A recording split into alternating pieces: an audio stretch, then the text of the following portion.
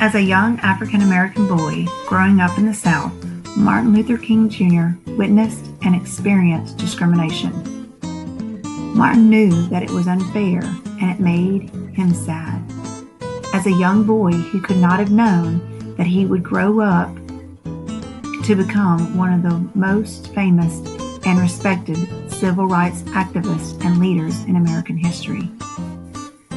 An activist is someone who takes action to achieve a goal. In his short life, he would challenge discrimination and change laws and attitudes.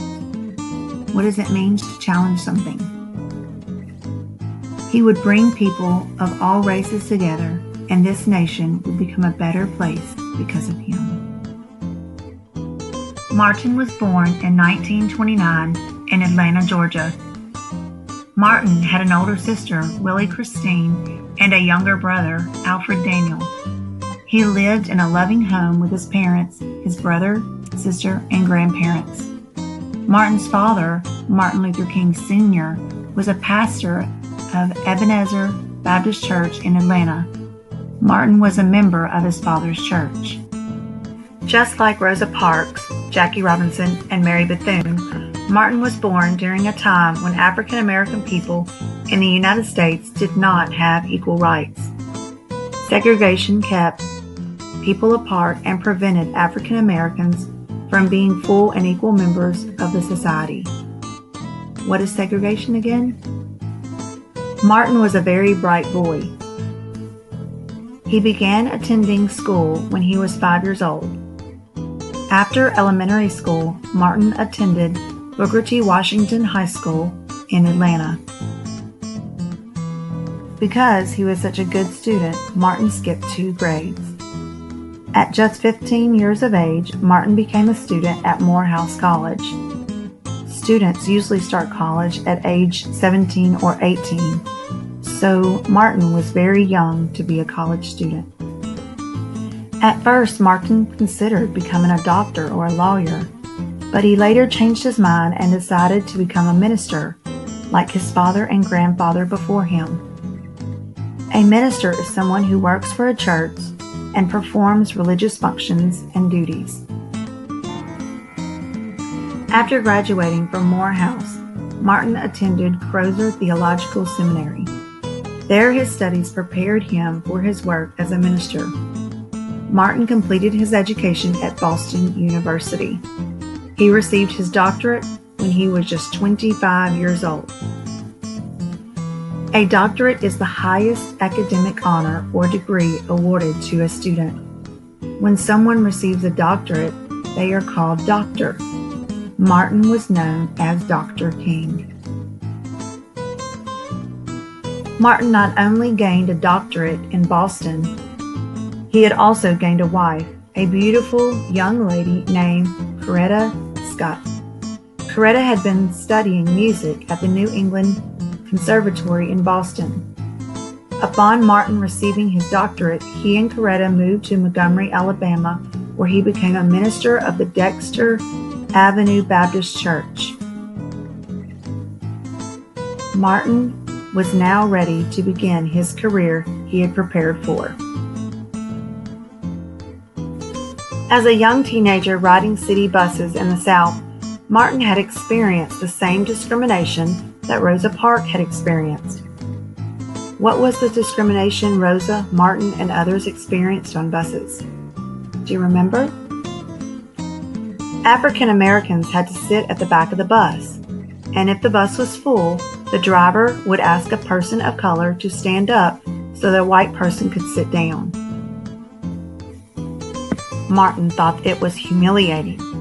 And so, as well as being a pastor in Montgomery, Alabama, Martin decided that he would become a civil rights activist. What is an activist?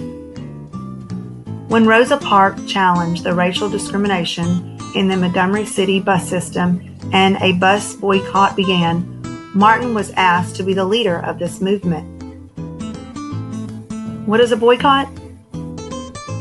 The African American community stood together under his leadership.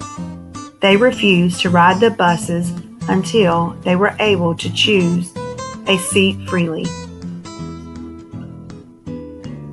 The boycott lasted more than a year.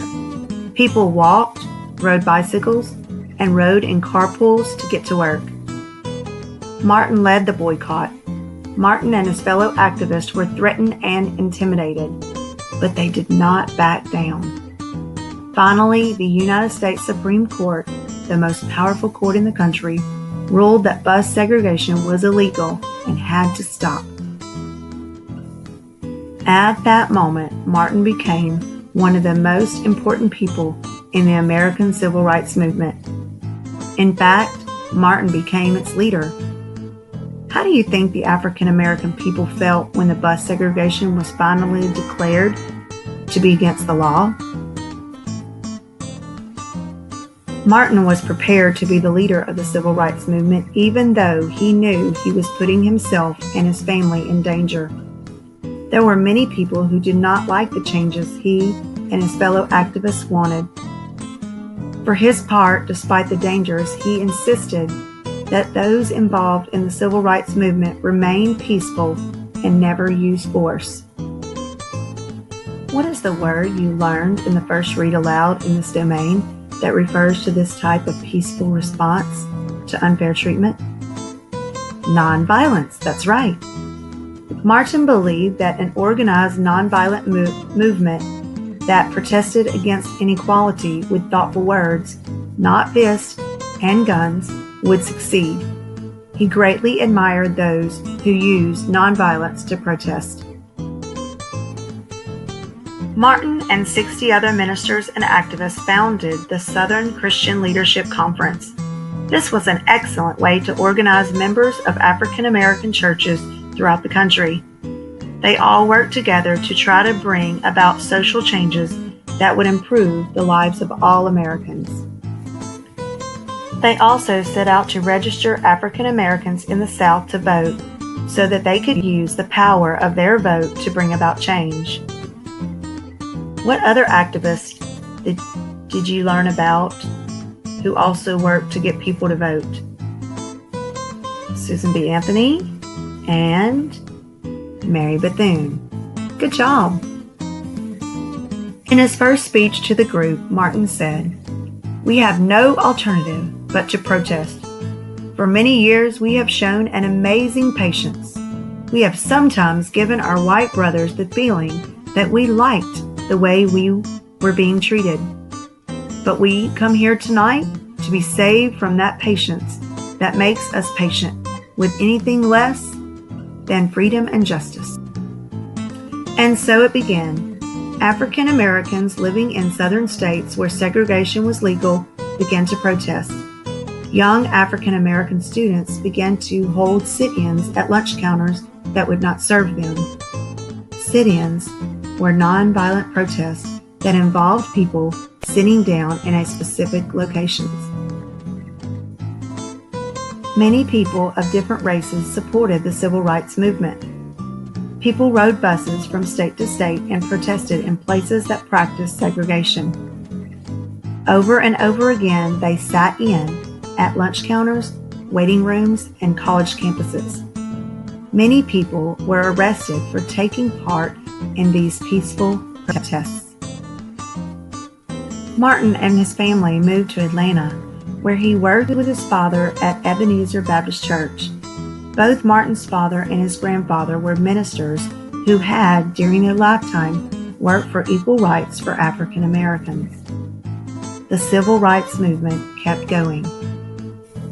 Martin and the others continued to demonstrate peacefully and to lead marches. During one demonstration in Birmingham, Alabama, Martin was sent to jail. There, he wrote his famous letter from the Birmingham jail. In this letter, he explained that it was his view that whereas just or fair laws must be obeyed, unjust or unfair laws, such as segregation laws, must be ignored. The following year, Martin led a march on Washington, D.C. to pressure the government into changing segregation laws in the southern states. More than 200,000 people walked from the Washington Monument to the Lincoln Memorial. There, in front of the memorial, Martin delivered his famous "I Have a Dream" speech. He said that he had hoped for one day when people would be judged not by the color of their skin, but by the content of their character. Character means how a person is on the inside and how they act or treat other people, which often reveals who they really are. Later, Martin was given one of the highest awards anyone could achieve, the Nobel Peace Prize. With this award came $54,000 in prize money, which he donated to a number of civil rights groups. Martin often felt threatened. He often feared for his own safety and that of his family. In his lifetime, Martin was jailed 30 times, but he was a peaceful warrior who fought with words. Sadly, in 1968, this courageous man was killed. This terrible tragedy happened in Memphis, Tennessee. Martin had gone to that city to support workers who were not being treated fairly. Martin seemed to have had a feeling that he would not live to see the changes he so wanted. The night before he died, Martin told a crowd gathered to hear him speak, "I have seen the promised land. I may not get there with you, but I want you to know tonight that we, as the people, will get to the promised land." Because of Martin Luther King Jr. and those people involved in the civil rights movement, a law was passed by the Civil Rights Act which banned segregation. Banned means stop or prohibits something. This was followed by the law called the Voting Rights Act, which removed any restrictions on the right to vote for African Americans. Martin Luther King Jr. had led the way for a better, brighter future for all people. Almost 20 years after his death, the United States Congress decided the third Monday in January would become a federal holiday in Martin's honor. On this day, we remember this extraordinary man for all that he had achieved. Extraordinary describes something that is incredible or is out of the ordinary. This day is now celebrated as a National Day of Service, where all people are encouraged to find ways to help others, just as Martin did during his life. There is also a monument not far from the Lincoln Memorial in Washington, D.C., from which Martin delivered his famous "I Have a Dream" speech. It opened to the public in August 2011. It is the first monument on the mall to honor an African American. The young boy who experienced discrimination grew up to become a national hero.